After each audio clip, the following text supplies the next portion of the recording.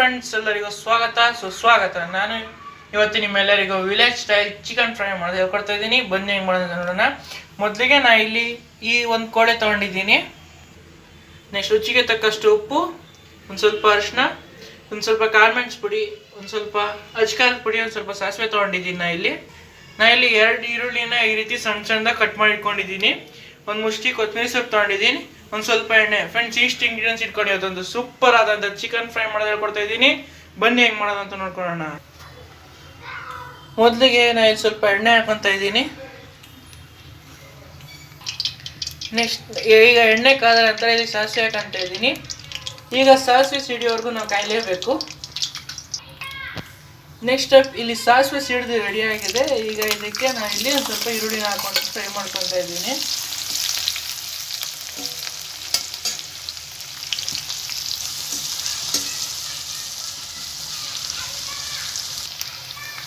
ಈರುಳ್ಳಿ ಫ್ರೈ ಆಗಿದೆ. ಈಗ ನೆಕ್ಸ್ಟ್ ಇದಕ್ಕೆ ನಾನು ಇಲ್ಲಿ ಚಿಕನ್ ಹಾಕೊತಾ ಇದ್ದೀನಿ.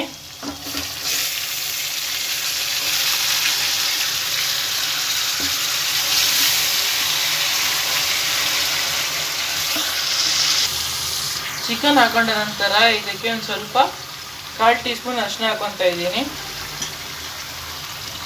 ಅರಿಶಿನ ಹಾಕೊಂಡು ಇದನ್ನು ಕ್ಲೀನಾಗಿ ಎಣ್ಣೆಲೆ ಒಂದು ಸ್ವಲ್ಪ ಫ್ರೈ ಮಾಡ್ಕೋಬೇಕು.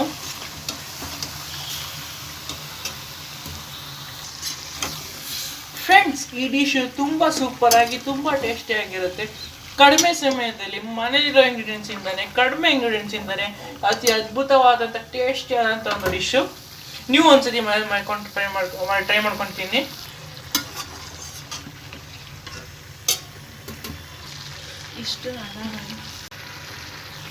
ಇಷ್ಟು ಹದದಲ್ಲಿ ಬೆಂದ ಮೇಲೆ ರುಚಿಗೆ ತಕ್ಕಷ್ಟು ಉಪ್ಪು ಹಾಕೊಂತ ಇದ್ದೀನಿ.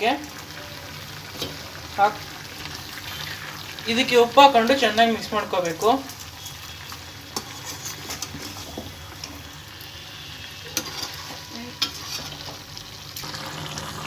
ಇವಾಗ ಇಷ್ಟು ಫ್ರೈ ಆಗಿ ರೆಡಿಯಾಗಿದೆ ಇದು.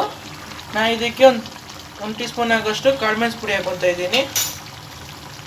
ನೆಕ್ಸ್ಟ್ 1 ಟೀ ಸ್ಪೂನ್ ಆಗೋಷ್ಟು ಅಜ್ಕಾರದ ಪುಡಿ ಹಾಕೊತಾ ಇದ್ದೀನಿ. ಇದಕ್ಕೆ ನೀವು ಇಷ್ಟೇ ಮಸಾಲೆ ಹಾಕೋಬೇಕು, ಇಷ್ಟು ಮೀರಿ ಹಾಕೋಬಾರ್ದು.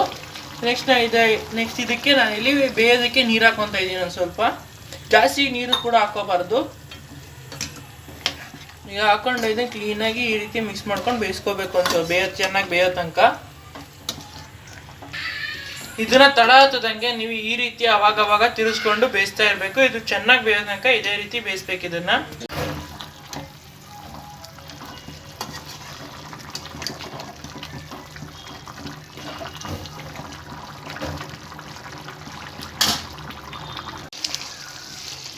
ಇದು ತುಂಬ ಚೆನ್ನಾಗಿ ಬೆಂದಿ ರೆಡಿಯಾಗಿದೆ. ತುಂಬ ಫ್ಲೇವರ್ಫುಲ್ಲಾಗಿ ಗಮಂತ ಇದೆ. ನೆಕ್ಸ್ಟ್ ನಾನೀಗ ಇದಕ್ಕೆ ಕೊತ್ತಂಬರಿ ಸೊಪ್ಪು ಹಾಕೊಂತ ಇದ್ದೀನಿ. ಒಂದು ಮುಷ್ಟಿ ಆದಷ್ಟು ಕೊತ್ತಂಬರಿ ಸೊಪ್ಪು ಹಾಕೊಂತ ಇದ್ದೀನಿ. ಹಾಕೊಂಡು ಇದನ್ನು ಕ್ಲೀನಾಗಿ ಮಿಕ್ಸ್ ಮಾಡ್ಕೋಬೇಕು ಅನ್ಸತಿ.